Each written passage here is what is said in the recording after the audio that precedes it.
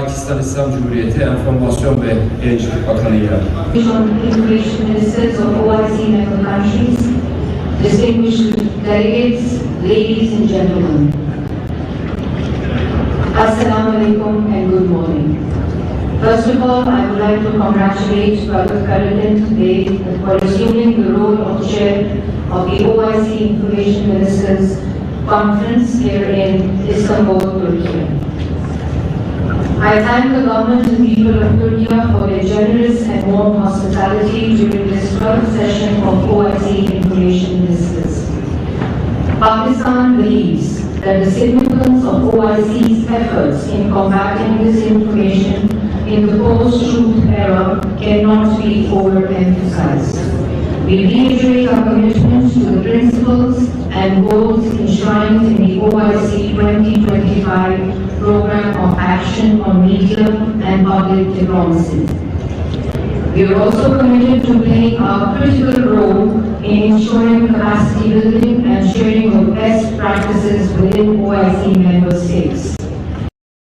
Excellencies, I would like to draw your attention to some of the major challenges faced by OIC member states and the role of media in addressing these challenges. Climate change is the biggest generational issue of our time. Recently, my country, Pakistan, has faced catastrophic and unprecedented climate-induced floods, causing massive loss of life, property, and livelihood.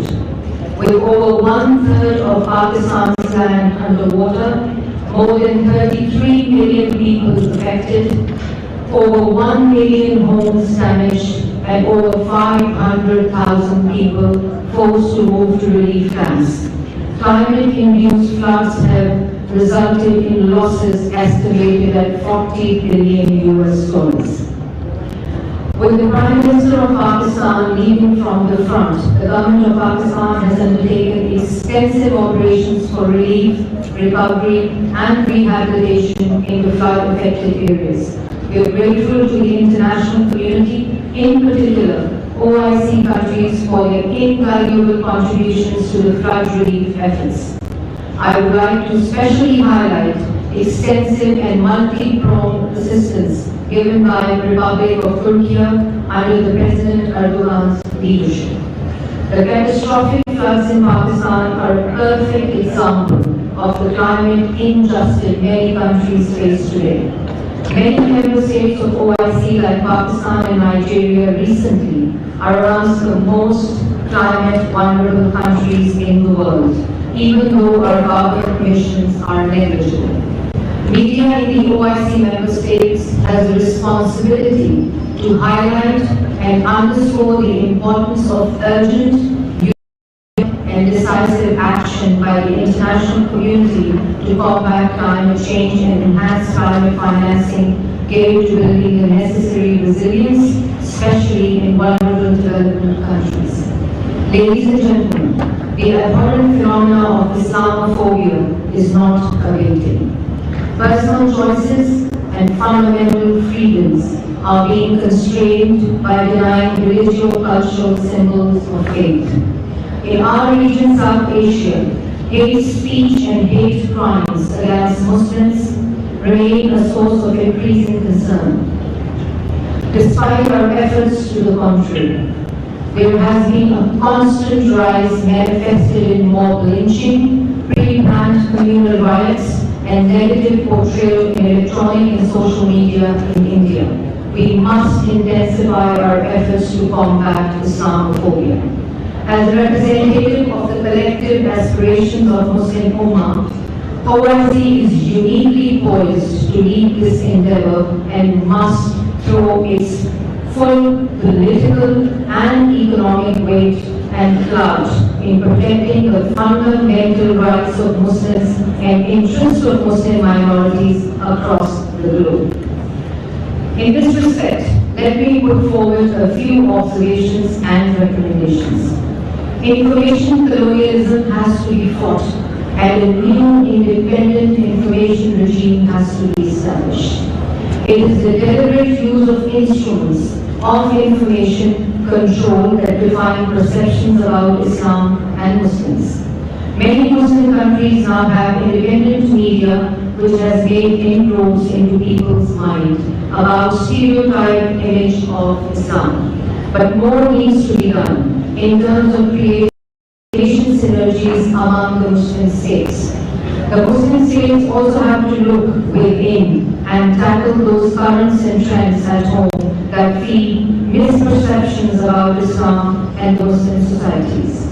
More democracy, more public participation, more inclusivity, and focus on freedom of speech that is culturally sensitive and internationally projectable should be our goal to tackle the motivated misrepresentation. We must fight fake news with real news, fight bots with real people's aspirations, and fight trolls with genuine polls. Laws are needed to identify and prosecute promoters of hate and deception. However, we must continue to uphold basic freedoms. We must capitalize on the momentum generated by the adoption of UN General Assembly resolution designating 15th March as the International Day to Combat Islamophobia. We request the OIC Secretary General and the Chair to accord priority to appointment of a special envoy on Islamophobia as mandated by the Council of Foreign Ministers resolution in Islamabad. Formation of an OIC-led panel of experts would be useful to advise the OIC in dealing with incidents of Islamophobia as well as providing the support to the victims of Islamophobia in the evolving landscape of cyberspace. Excellencies, Pakistan pays tribute to the steadfastness of the Kashmiri and Palestinian people and calls upon the media in member states to continue providing maximum coverage to the suffering and brave struggle of the Kashmiri and Palestinian who continue to face relentless aggression and violations of basic rights at the hands of Indian and Israeli occupation forces. Media in the OIC geography must accord priority to highlighting the systematic violations and transgressions and inform as well as educate the world on the reality and the magnitude of ensuing human rights and humanitarian crisis in occupied territories. On its part, Pakistan has been consistently leading peace efforts in the region from the front. We hope that Pakistan's efforts for durable peace and long-term development in the region will be reciprocated. Ladies and gentlemen, the OIC members must also coordinate their efforts to use wide-ranging media tools and options for showcasing true image of Islam and its teaching, propagation of tolerance and peaceful coexistence, and rejection of extremism and terrorism. In this regard, I would like to put forward the following recommendations to this August House.